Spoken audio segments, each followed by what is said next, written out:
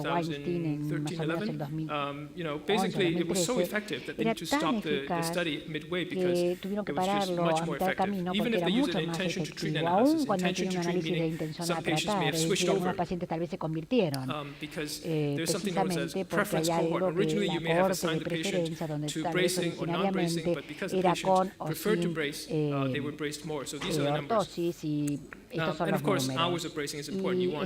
Y las horas, ¿no es cierto?, son importantes, de 20 a 24 horas. ¿Dónde se puede hacer? Bueno, se puede hacer en muchos lugares. De hecho, hay que elegir tal vez la época del año, hay diferentes pruebas, ¿no es cierto? Y por eso la edad también es muy importante, depende de cuántas horas hombre uno puede obtener, pero en términos generales 9 o 10 años, mujeres y hombres. Pero una vez que uno hace el screening hay mucho para hacer. No quiero aburrirnos con los detalles, pero estas son ideas básicas. De hecho, tenemos mucho más arsenal disponible, las barras de crecimiento, las Majek y, por supuesto, ortesis. Es tan importante. Si bien el Milwaukee, no sé si lo considera tanto la ortesis para la parte de tórax superior, porque es muy desfigurante. Y en resumen, la osteotomía, bueno, tienen que hacer una buena liberación, tiene que estar muy personalizado con carpintería, la evaluación prequirúrgica tiene que resaltarse muchísimo y qué herramientas tienen a disposición, porque hay diferentes apps, hay diferentes software, grados de corrección, hay diferentes instrumentales, instrumentación para hacer el cierre, los osteótomos de ángulo correcto. O sea, hay que saber y también pedirles a los proveedores para utilizar aquellas herramientas que tienen disponibles y, por supuesto, el control de la pérdida de sangre. Por último, pero no hay importancia, quiero escuchar un poquito de los programas acá de la Argentina para el screening. Muchísimas gracias por su atención.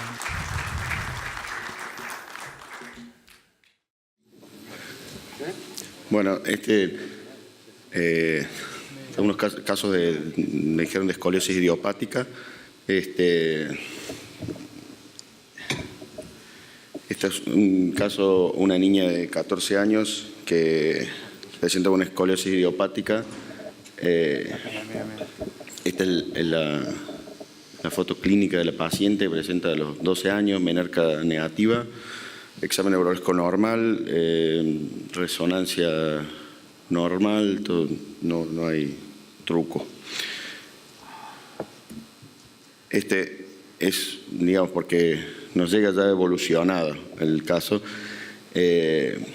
pero esto es la pregunta. Al 12 años, menarca negativa, en el neurológico normal, resonancia normal, no está acá la foto, pero digamos, con esta radiografía a ella le indicaron un corsé. No sé si sigo o alguien quiere opinar. Perfecto. Mariana, ¿querés opinar y cómo seguirías?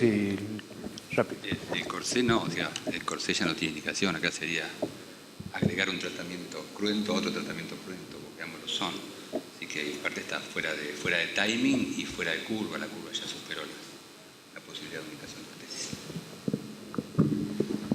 Yo totalmente de acuerdo. Yo creo que ya ahí es una curva con indicación quirúrgica, aparentemente es idiopática. Tú has dicho que está todo normal. Y en realidad yo ya estoy pensando inclusive en los niveles de fijación debido a que es una curva 1 a R de Newton que es equivalente a la 4 de King. Así que hay que tener mucho cuidado. ¿Qué edad tiene la paciente? 12 años en este momento. 12 años. Okay. Bien. Carlitos, ¿alguna opinión?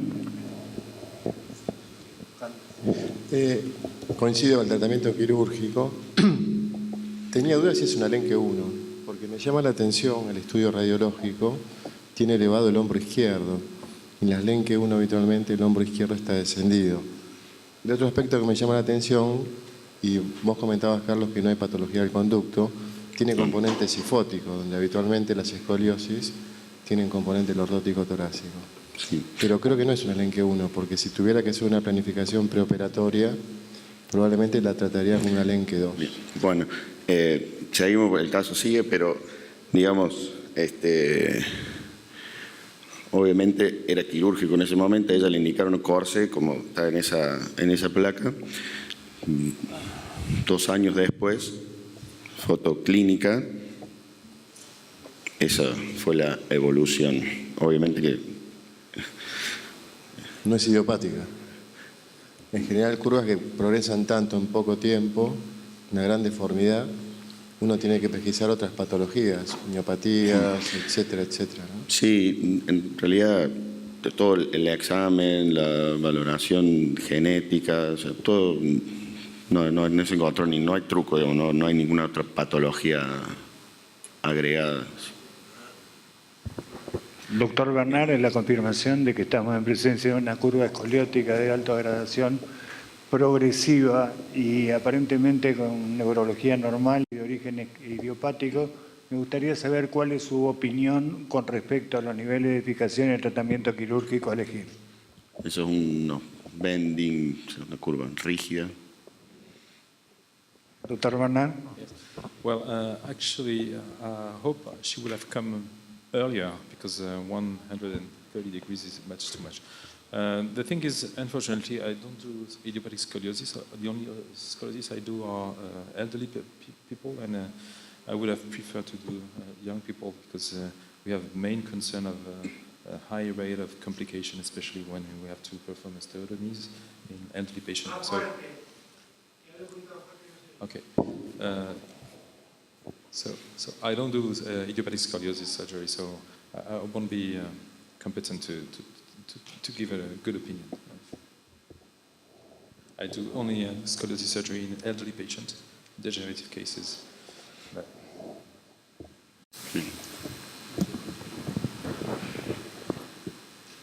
Doctor Godoy, su opinión, por favor.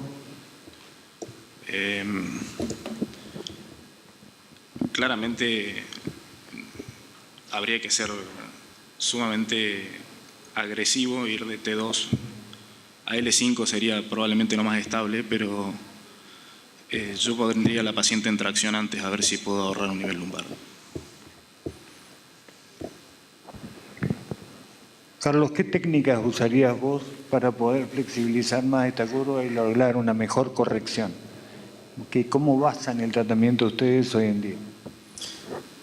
Nosotros en general, curvas graves, bueno, habría que checar la capacidad pulmonar también, ¿no? Que es otro aspecto importante para abrirnos la llave del tratamiento quirúrgico. Estos chicos pueden tener una incapacidad respiratoria severa que a veces amerita trabajar previamente con kinesiología para ponerlo en rango de tratamiento. Estos casos en general nosotros lo que hacemos una colocación de halo bajo anestesia general, primer tiempo de release con múltiples osteotomías de la concavidad de la curva, tipo Smith-Petersen. Dejamos colocados los tornillos en todo el centro de la curva del lado cóncavo y seguimos con la tracción. Y en algún caso, si la curva es excesivamente rígida, le agregamos costectomías cóncavas, que es un gesto que flexibiliza bastante la columna.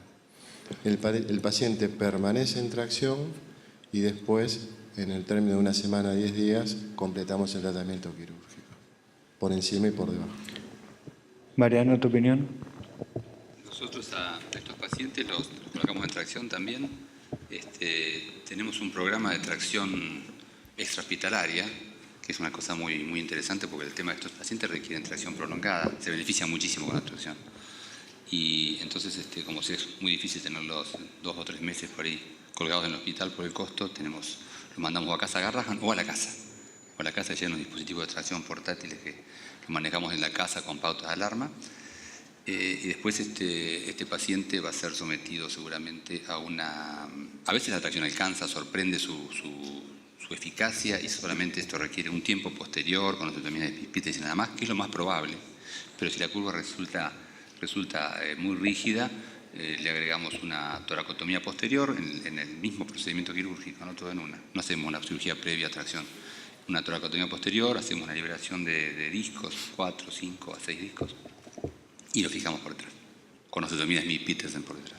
No pararíamos en 4, o sea, normalmente 5 para una idiopática, no. A pesar de que se la ve fea, porque la verdad que uno le impresiona parar en esa 4, pero la idiopática es permisiva para 4. 4 es una vértebra que se la banca de alguna manera, entonces se puede parar en 4. En realidad, en teoría, no voy a decir mucho de lo que, diferente a lo que hicieron mis colegas con respecto a la tracción. Nosotros, en este caso en particular, donde verdaderamente puede haber una alteración respiratoria, creemos que la tracción preoperatoria es buena desde el punto de vista respiratorio. Haríamos la cirugía en 2 tiempos. Uno, desde liberación, colocación de instrumentación, tracción postoperatoria halo silla, 2 semanas, 3 semanas, lo que fuere necesario, y luego haríamos la vía última de corrección con osteotomías. Nos gusta mucho la osteotomía a nivel de la concavidad, a nivel costal, y corrección final. Esa es una opción.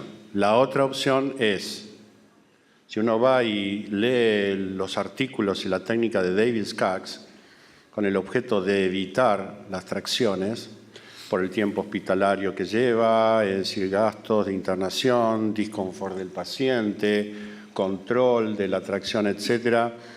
Él a estas curvas generalmente le hace una tracción intraoperatoria con barras, en la cual muchas veces uno tiene que tener mucho cuidado también por los cambios neurológicos con los potenciales y el monitoreo medular.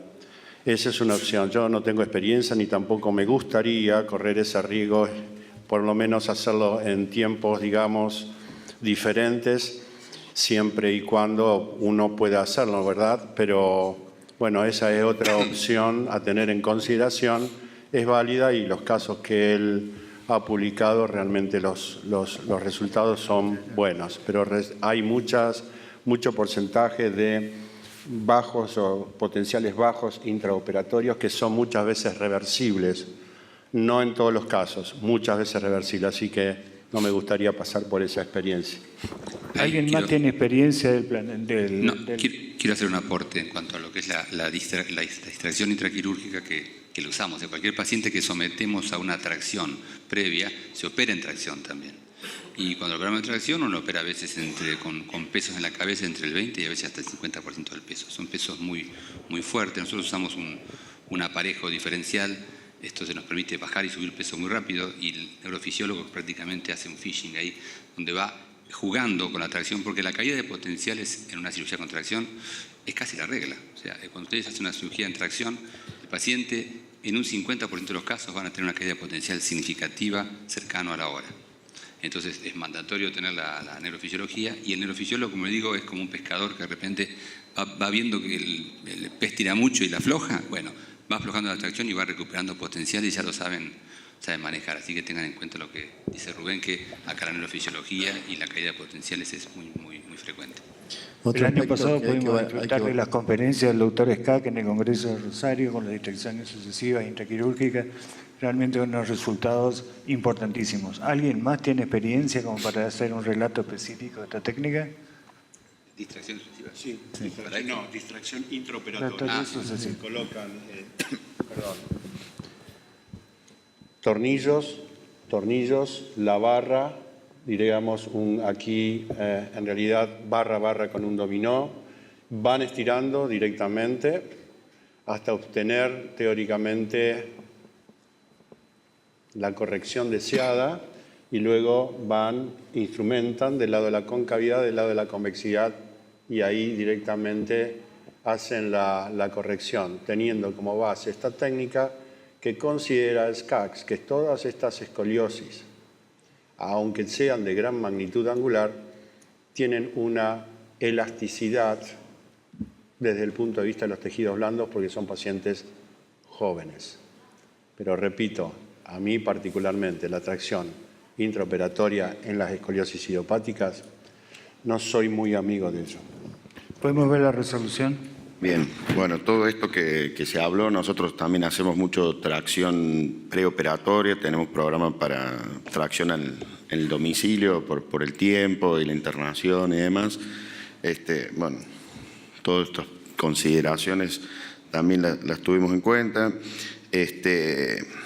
Nosotros, fue uno de los primeros casos, el segundo caso que hicimos de esto, distracción intraoperatoria con técnica de Skaggs. Nosotros, Skaggs, en realidad la que describió el anclaje proximal lo hace a las costillas, nosotros lo hicimos pusimos tornillos proximales y la barra la pusimos ahí. Se va haciendo lo primero que se hace y después seguimos trabajando y se va haciendo la distracción.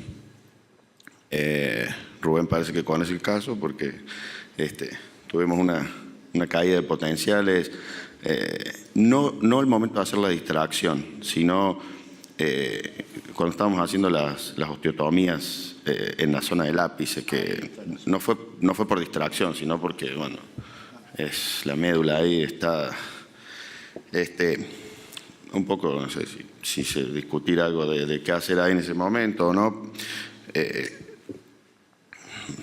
Lo que hace, o sea, corticoide, ver la tensión, el tema anestésico, sangrado. Nosotros ahí tenemos unos tornillos puestos en el ápice y los retiramos porque a veces nos ha pasado esto de tornillos en el ápice que están bien, el trayecto está perfecto, no hay violación de conducto y se caen los potenciales o bajan y cuando los retiramos mejoran en el ápice. No sé si alguno tuvo ese tipo de situación, ¿no? Felipe. Carlitos, conducta. 2 consideraciones. La primera, una curva de 130 grados, hacer una corrección con un solo gesto quirúrgico es, de alguna manera, es un hecho de riesgo, porque, digamos, tenemos la posibilidad que tengamos la caída del potencial. Por eso nosotros preferimos más la tracción que la técnica de SCAC. El segundo aspecto, Lenke presentó recientemente complicaciones en corrección de escoliosis graves y muchas veces la caída del potencial tiene que ver con el pedículo que se encuentra en el ápice de la curva del lado cóncavo, porque en la medida que se va elongando la médula y la médula está recostada sobre el pedículo apical, esto genera una compresión medular. Nosotros tuvimos un caso que no era idiopático, era neurológico, y nos pasó eso. Y fundamentalmente lo que hicimos fue la pediculotomía del lado cóncavo y ligadura de raíz. Y esto permitió que la médula tuviera un poco más de flexibilidad y el paciente inmediatamente recuperó sus potenciales. Así que a veces no es que esté mal colocado el tornillo, sino que a veces el pedículo actúa como factor compresivo en el ápice de la curva. Se expande, ¿cierto? Sí, ¿no? Queda como una cuerda. Más allá, quisiera hacer un agregado del doctor Legarreta. En realidad, cuando uno pone los tornillos pediculares en el ápice y en la concavidad de la curva, no solamente puede tener caída de potenciales, sino caída de presión muy importante. Y eso se debe a que cuando uno empuja para hacer, digamos, el túnel del tornillo, produce toda una reacción vagal. Así que hay que tener muchísimo cuidado en la colocación de los tornillos pediculares desde el punto de vista neurológico y desde el punto de vista hemodinámico. En esos casos, cuando verdaderamente, y desde el punto de vista neurológico o hemodinámico, aunque recupere y aunque yo tengo la noción de que verdaderamente no sé cuál realmente es la causa, en ese momento paro la cirugía, cierro, terapia intensiva y a la semana de vuelta nuevamente para la corrección final, pero con un paciente en mejores condiciones. Mariano, ¿tu opinión? ¿Cómo seguiría? ¿Cómo decidir respecto a qué? Respecto a una paciente con una lesión neurológica después de la colocación de los tornillos. De los tornillos, bueno, no, en el algoritmo de decisiones, si el paciente recupera, se sigue la cirugía. En realidad los tornillos estaban, o sea, habíamos colocado los tornillos, no había... ¿Tuviste una caída? ¿Sacaron el tornillo? Fue una caída, ya estaban colocados hace un tiempo, no había pasado nada. Estábamos haciendo las osteotomías, en realidad, las Smith, y ahí tuvimos la caída y bueno... Yo creo que si tuviera una caída con los tornillos previamente colocados, como decís, habría que asumir que probablemente tuvo una responsabilidad, o la tracción, o la introducción de la Carrington en el proceso, digamos, de la Smith-Petersen, que es muy agresivo. O sea, usted cuando hacen una osteotomía de Smith-Petersen en la concavidad, necesariamente la parte externa de la Carrington tiene que desplazar la médula, porque la médula está pegada y no hay un espacio entre medio real, el espacio virtual y hay que crear el espacio. Entonces, eso puede ser traumático. A mí me ha pasado que el paciente canta cuando le hacemos eso, pero cuanto a la línea a seguir en el procedimiento, si hay una caída permanente, sostenida, mayor al 80%, paro, me voy y esperamos que aclare. Nosotros, si el paciente vuelve atrás y recupera, seguir. Nosotros, hicimos todo eso, recuperó, queda puesta la barra esa, lo teníamos planeado en un tiempo, la hicimos en 2 tiempos. Salió, fue a terapia, A las 2 semanas volvimos y le hicimos el segundo tiempo. Y bueno, el resultado, esto es como quedó. Hizo una infección ahí superficial, la piel, eso se resolvió. No hubo mayor inconveniente. Este es al año. Bueno, es una alternativa en estas curvas graves para digamos, mostrarla. Te hago una pregunta. ¿Me podés pasar la radiografía, digamos, con la tracción cuando tuvieron que parar la cirugía? ¿Me podés dar las radiografías post-op? ¿Ustedes retiraron los tornillos de la concavidad a nivel del ápex? Sí. Okay. No lo volvieron a poner. Ahí está. ¿Cómo? Lo sacaron a los tornillos del ápex y no lo volvieron a poner del lado de la concavidad. No. Sí. Claro. Muy buen resultado, Carlito, la verdad que excelente. Otra observación que quería hacer es que a veces también el tornillo del centro de la curva del lado convexo es un tornillo que es difícil de colocar, es peligroso, porque digamos, uno tiene que tener la concepción tridimensional de la rotación de la vértebra y el colocarlo con una falsa vía puede plantear un riesgo vascular, con lo cual uno tiene que tenerlo presente eso también, ¿no? Es tan difícil el cóncavo como el convexo en estos casos, ¿no? ¿A cuál te refería? ¿A este? Sí, yo los veo bien, pero en forma genérica digo esto porque puede ocurrir que haya un accidente vascular por una falsa vía del tornillo cóncavo. Es un tornillo que normalmente lo coloca cómodo el del lado contrario, porque prácticamente hay que hacerlo horizontal. Una pregunta. No me quedó claro si en el momento que suspenden la cirugía, la barra de Skaggs la aflojan o lo sacan a terapia. O sea, ¿disminuyen la distracción en ese momento? Sí, en realidad cuando tuvimos la caída de potenciales, mayor al 50%, una caída empezó y fue, o sea, no es que era una caída. Pero ahí aflojan la distracción. Ahí hicimos, claro, o sea, hacemos todo el proceso. En anestesia, si le hicieron alguna medicación, ver la tensión, mejorar la tensión, temperatura, corticoide, y bueno, ahí empezamos las maniobras, repasamos lo que habíamos hecho. Aflojamos algo de la tracción, no completamente, pero queda puesta la barra. O sea, queda puesta la barra, sí. Pero con menos distracción, digamos. Con menos tracción. Después, al segundo tiempo, hicimos de nuevo mayor extracción. Gracias. ¿La paciente recuperó en la cirugía? ¿Alguien tiene experiencia? Porque los trabajos de CAXI es lo que habló, es la asistencia en la colocación de los tornillos pediculares, no con una técnica Freehand, sino asistida por motorización. ¿Alguien tiene experiencia o encuentra algún valor en especial en este tipo de patología? Yo la verdad, generalmente siempre la colocación de los tornillos para mí tengo que tener absolutamente y plena seguridad de que está dentro del pedículo. No que haga el breach o que después tenga fondo, etcétera, porque un tornillo pedicular tiene que estar en el pedículo, primera regla. Segunda regla es por eso que generalmente nosotros marcamos con los marcadores, hacemos todo un escaneo y muchas veces lo colocamos con intensificador de imágenes, porque muchas veces hay mucho problema, inclusive el intensificador de imágenes es como que derrota la columna y vos podés ver directamente si los tornillos están verdaderamente con una convergencia adecuada. No sé si me explico. Y con respecto a la motorización, él realmente utiliza la motorización porque dice que en un grupo de cirujanos que realizan este tipo, por ejemplo como yo, en realidad, en el sentido de, digamos, la colocación de los tornillos pediculares, hay un alto porcentaje que tienen lesiones del manguito rotador del hombro.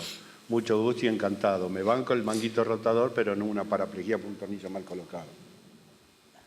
Realmente él dice que los porcentajes que asistiéndose con motorización en la colocación de los tornillos pediculares es mucho más efectivo que con las técnicas a manos libres. Yo creo que no. Para mí el feeling es fundamental, al igual cuando uno tiene el feeling para corregir una columna. Yo estas columnas particularmente, en realidad, en cierta manera, no es que le falte respeto, pero voy con mayor seguridad porque la columna, al ser estructurada, me pone limitación. O salta un tornillo o hace un pull-out de un tornillo, etcétera, y entonces ya es como que te está poniendo límite. El asunto son las escoliosis de 50, de 60 grados muy flexibles, en la cual uno quiere ir a poner una radiografía en cero y resulta que ahí tiene problemas. Por eso, generalmente, si me preguntan mi filosofía, opero cuerpos, no radiografías. Su conclusión final, doctor Bernard y doctor Godoy, por favor.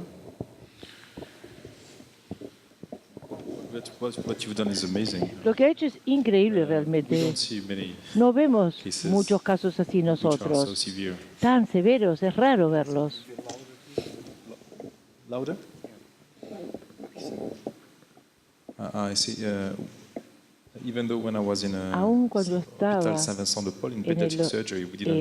cirugía pediátrica, tampoco veíamos casos tan severos. Es realmente increíble lo que han logrado. Lo que ustedes han hecho es impresionante. El resultado de la cirugía es excelente, es un buen resultado y siempre en estas curvas hay que ir predispuesto a hacerlo en más de un tiempo. O sea, no lo tomaría como una complicación. Hay que ir con un segundo plano. Bien. Interesante que nivel hombros está por debajo de 2, ¿no? ¿Cómo? Los hombros quedaron bien nivelados. Está entre Sí. 3. Sí, para entre 3, ¿no? Sí. Y abajo va L4. Fíjate inclusive cómo quedó la 5. La 5 quedó paralela al piso. Pero está todo ok. Vamos a adelantar, vamos a seguir con el segundo caso. Tenemos escaso tiempo, así que te pido que llegue hasta la resolución. Bien. Este caso, varón, 13 años, una escoliosis idiopática progresiva, neurológico normal, resonancia normal. Son placas recopiladas a los 11 años, Richter 0. Esta era la curva. Este chico fue tratado con natación y las camillas esas que hay de los rodillos. Esta fue la evolución. Curva gravísima, rígida, estructurada, es una bending, curva rígida. Clínicamente esa es la apariencia del paciente.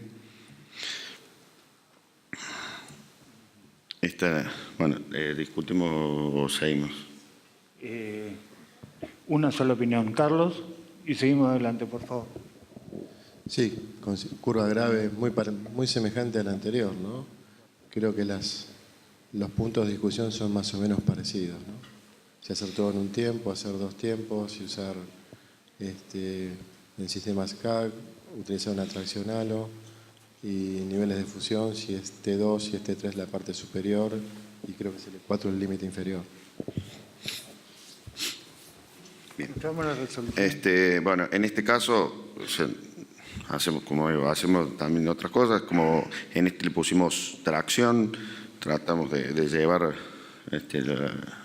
hasta el máximo que podamos, si podemos llegar al 50% del peso, pero en lo que pueda tolerar lo mandamos a la casa con la tracción.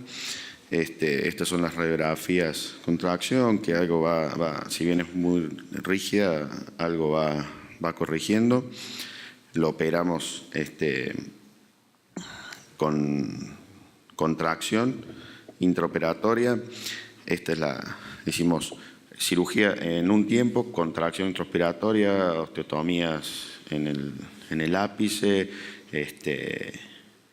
y la fijación. Tracción, como dije, intraoperatoria. Por suerte no tuvimos problema de caída de potenciales y demás, pero solemos, a veces como dijo Mariano, también cuando hacemos la osteotomía en el ápice, si bien no siempre son caídas severas, pero nos hacen asustar un poco. Te quisiera hacer una pregunta, o sea que este paciente prácticamente calcado al anterior, hicieron diferentes técnicas, es decir, uno en vez de utilizar una tracción interna como SCAX, utilizaron una tracción externa. Fue previo a lo que yo lo vi, lo presentó en SRS en Kentucky y lo vi, por eso propuse a Amílcar hacerlo, pero fue previo, pero la pregunta mía es con respecto a la corrección postoperatoria. ¿Ustedes tienen alguna data o algo que puedan comparar aquellas escoliosis con más entre 110, 120 grados o mayores, tratada con SCAX y tratado con tracción con respecto a corrección, niveles de fusión, complicaciones, sobre todo neurológicas? Y en realidad, o sea, tenemos mucho más experiencia con tracción que con SCAX. O sea, SCAX estamos haciendo la experiencia. Hasta ahora vamos a tener 6 casos, 7 casos. O sea, no tenemos una gran experiencia y estamos haciendo y ya lo vamos a evaluar y comparar a ver.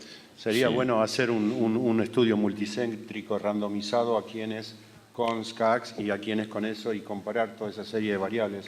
Yo pienso que sería muy importante, ¿no? Sí. ¿Quiénes piensan que las costectomías del área de la concavidad hubiesen ayudado a mejorar la resolución de la curva? Sin lugar a dudas. Sin lugar a dudas que la mejoran. Que las osteotomías de la concavidad lo mejoran sin lugar a dudas. Lo que quiero ver, digamos, que vea este caso que me parece recontra bien resuelto, muy bien balanceado y con una buena corrección, es que las tracciones que hacen ustedes prequirúrgicas en alosilla, los pesos iban en 4 o 6 kilos, 9. Cuando uno hace una tracción alosilla, parte de la base que el paciente está en, que es la que hacemos, alosilla y alocama, ¿no? Es que está en posición vertical y que una cabeza pesa 6 kilos más o menos. Entonces, si ustedes le ponen 6 kilos de tracción, apenas se están sacando la cabeza del cuerpo. No tiene un efecto importante sobre la columna, directamente no distrae. Quizá en la cama sí tiene un efecto, porque ahí uno está fuera de gravedad y tiene un efecto. Pero la tracción, si la vamos a hacer sentado, me parece que tiene que ser bastante más intensa. Hay que ir aumentando rápidamente y tratar de estar en pesos que ronden el 20 o 30%. Sí, nosotros tratamos de llegar a lo máximo, o sea, hay algunos papers que tratan de llegar al 50% del peso. No siempre el paciente lo tolera, pero tratamos de lo máximo que se pueda. ¿Pero acá tuvieron un problema de tolerancia? Y no lo toleraba muy bien al peso, así que no pudimos poner una gran cantidad de peso. Es como dicen, para pecar hay que pecar mortal, hay que decir, tracción. Que se la banque. Carlos, ¿tu opinión final? Sí, la tracción alosilla además lo que te permite es que el paciente no esté tan osteopénico, porque digamos, la tracción alocama 1, 2, 3 semanas hace que el paciente al momento de la cirugía el tornillo tenga poco amarre en el hueso. Y permite además que el kinesiólogo trabaje desde el punto de vista respiratorio, porque en la medida que, aunque sea parcial la elongación de la columna, esto mejora la movilidad diafragmática. Entonces, es un aspecto alosilla que es bueno.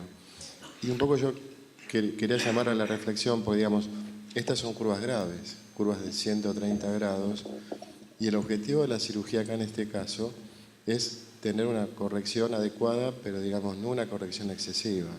Porque, digamos, si uno se enfrasca en el tema de múltiples osteotomías, bueno, seguramente las complicaciones van a llegar, ¿no? Entonces, el resultado de la foto es excelente, quedó bien balanceado el paciente, pero creo que tenemos que tener mucho cuidado en la planificación preoperatoria y cuál es el objetivo final de la cirugía. Si me permitís una consideración respecto a tu pregunta, más que un release, en realidad las osteotomías del lado de la concavidad de la curva, nosotros hacemos osteotomía y resección de las costillas. Y después vemos en el postoperatorio que los dos extremos se superponen. O sea que no solamente actúa como release, sino que ayuda al centrado del tronco hacia la línea media. Por eso, en realidad, es verdaderamente, digamos, nos gusta eso. Y con respecto a la tracción, guarda con la tracción alocama, porque en realidad muchas veces nosotros que hemos hecho tracción alofemoral en cama, alocotrel en cama, cuando vamos a operar a esos pacientes, verdaderamente el hueso es totalmente frágil. Por eso en estas situaciones, cuando el paciente en realidad lo tienen en tracción alosilla o alosuspensión también, generalmente tiene que estar ahí el kinesiólogo para tratar de ver a través de ejercicios, siempre manteniendo la vitalidad y digamos, la calidad ósea, para no encontrarse con un soft bone en la cual ustedes pues tienen problema con la instrumentación. Sí, la tracción alocama que hacemos nosotros es alogravedad, o sea, se hace con tren de lengua, Santiago, además con la transficción. Santi. Que es así realmente, sí traía problemas. Bueno, vamos a pedirle al doctor Santiago Bocio que nos presente rápidamente 2 casos para ver las conductas que se siguen en el Hospital Italiano y las osteotomías de la escoliosis idiopática de alta gradación.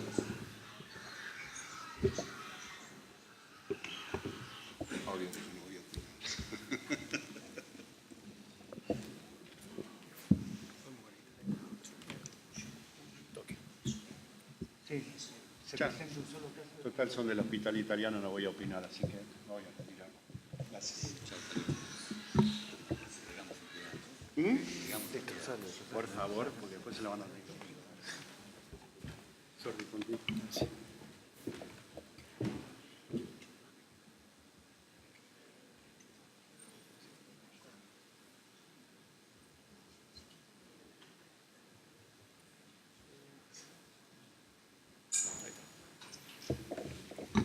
Bueno, buen día. Bueno, este es un caso que tuvimos la oportunidad de tratar. Es una paciente de sexo femenino de 15 años que nos consultó en el 2016, con una escoliosis ya diagnosticada hace varios años atrás, con esos tratamientos previos y, bueno, sin ningún antecedente patológico, resonancia normal.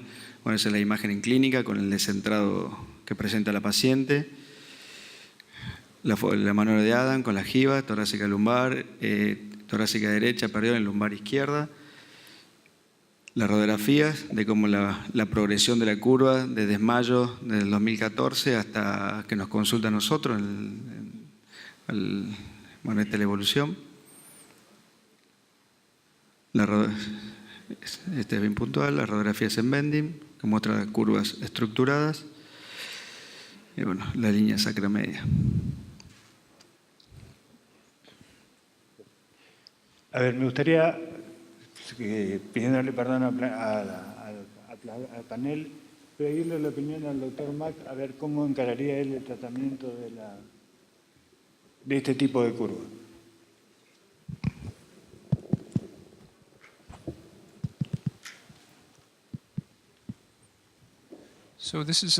Bueno, estamos hablando de 16 años, ¿tenía? Sí, 16 años. No, 17 años.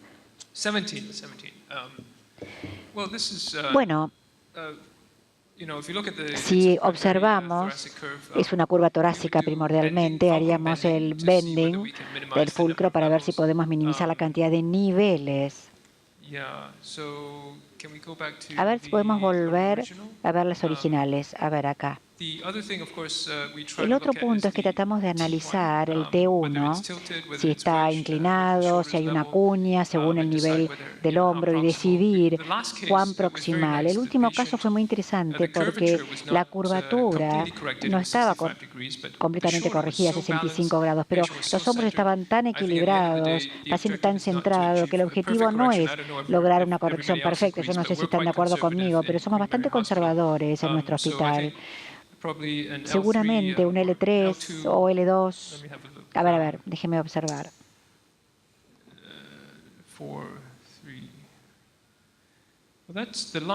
La línea está un poquito inclinada. Seguramente L3. Podemos parar hasta en L3, ahí sería seguro.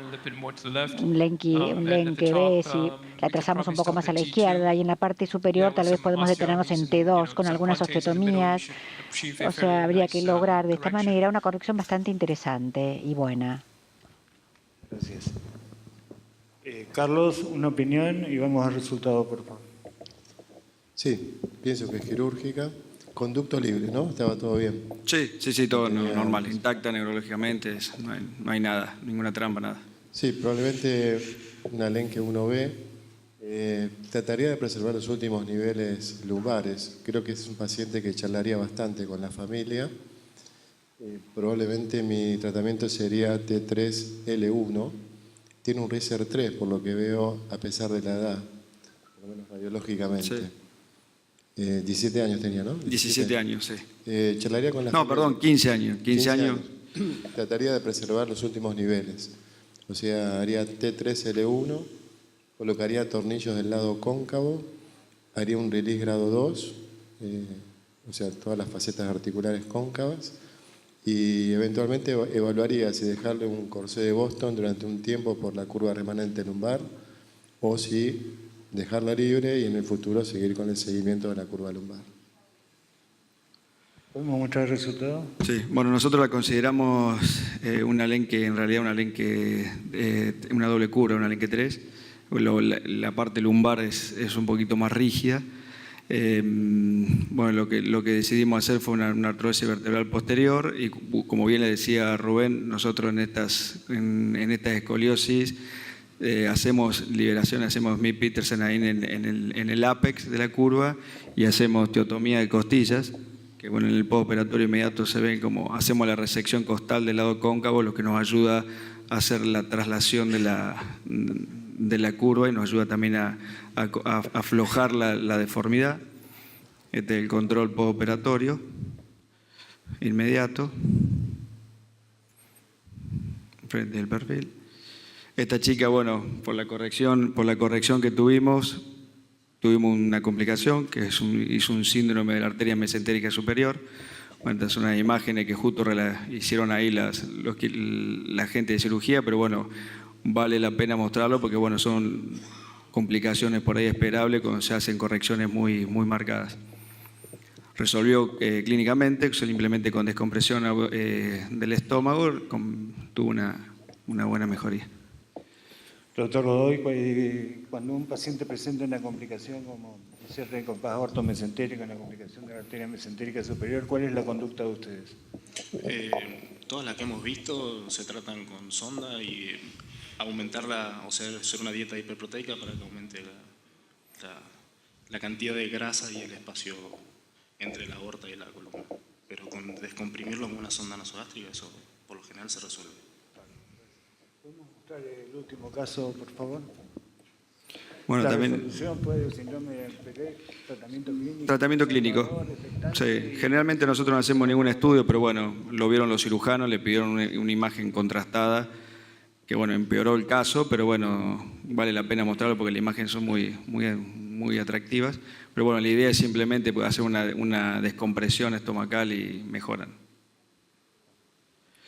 Bueno, último caso. Bueno, esta es otra paciente también tratada de 16 años de edad, con una escoliosis idiopática, bueno, con todos sus antecedentes, el conducto, una resonancia normal.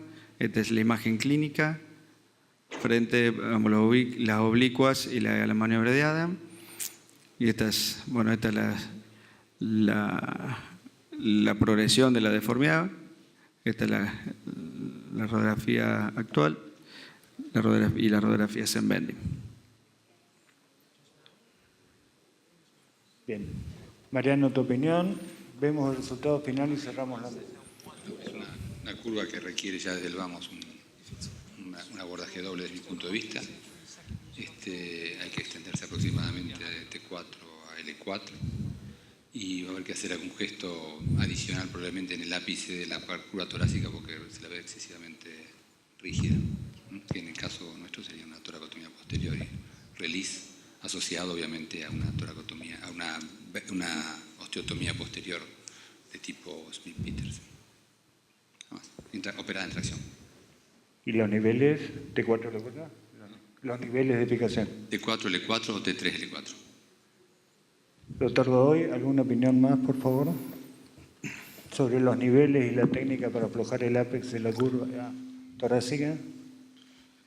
No, concuerdo con el doctor. A nivel posterior hay que hacer Smith-Petersen en todos los niveles.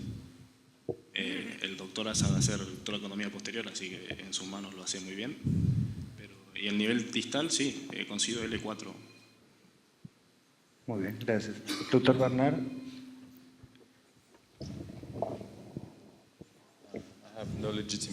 No tengo, la verdad que no puedo hablar sobre el tema, porque no tengo experiencia al respecto. Sorry, while we're waiting. Okay, thank you. Bien. Bueno, el resultado final.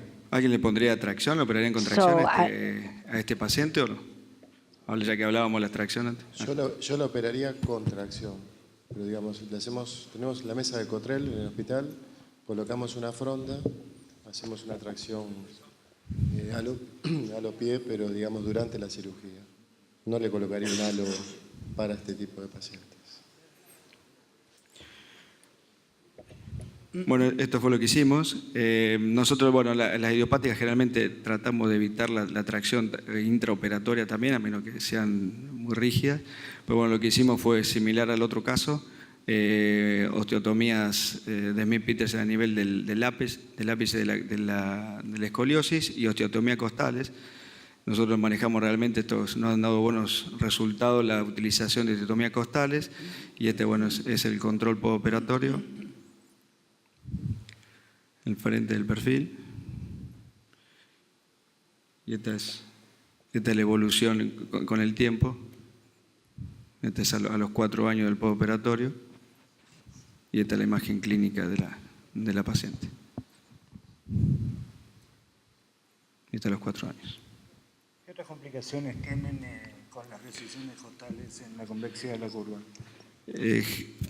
No tenemos muchas. En este caso no tuvimos ninguna complicación, pero hemos tenido, hace poco operamos una y hizo un hemotórax.